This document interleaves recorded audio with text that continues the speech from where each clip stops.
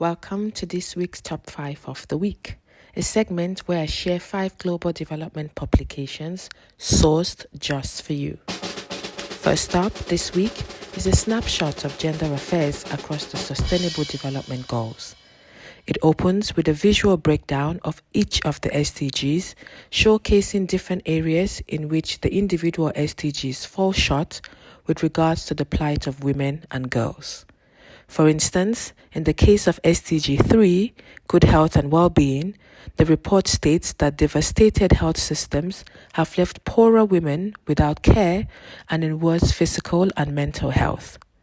On SDG 8, decent work and economic growth, it argues that fewer working hours, lower pay, and unfair burdens of unpaid care all stall women's prospects in labor markets. It closes with a list of gender-specific indicators pertaining to women and girls. As we settle into the medium-term impact of the COVID-19 pandemic, the next report looks at its impact and responses on African cities. The report shares the different ways in which the pandemic brings to the fore the unpreparedness of African cities to tackle rapid urbanization. This includes elevated risks of eviction and homelessness, food insecurity and information inequalities, especially among women. It recommends key responses for short, medium, and long-term interventions led by national and local governments with the support of African Union, United Nations system, and regional economic communities. These include 1. Applying local communication and community engagement strategies, 2. Supporting SMEs and the informal economy, and 3. Deepening decentralized responses to COVID-19 through strengthening local government capacities.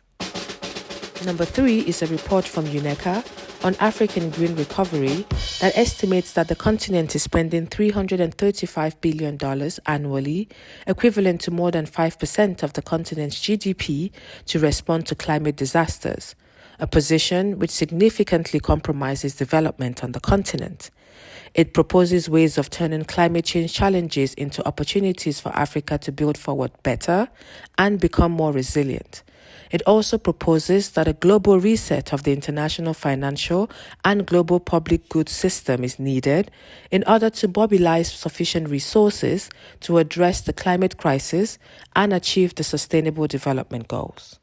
Number 4 is the Climate and Development Report for Cameroon, which found that climate change is already a threat to the country's development and that poor communities and regions with higher poverty levels and those facing fragility, conflict, and violence are generally more at risk. It highlights that Cameroon has progressed in developing a climate policy, but still lacks a comprehensive regulatory framework to support its goals. The publication proposes 4 priority areas, which are 1. Agriculture, forestry, and other land use, 2. Cities, 3. Infrastructure, and 4. Human capital. Governance is cited as a cross-cutting reform area for climate action. The report is developed by the World Bank. My 5th and final recommendation is the 2022 World Trade Report on Climate Change and International Trade, published on the sidelines of COP27. It explores the complex and multifaceted relationship between climate change and international trade with regards to how international trade can exacerbate climate change, and by the same token, climate change might alter trading patterns and relationships. Due to the intertwined nature of the relationship, the report suggests that effective measures to mitigate and adapt to climate change will require stronger and better international trade cooperation. That's it for me. Enjoy your week. Stay safe. Goodbye.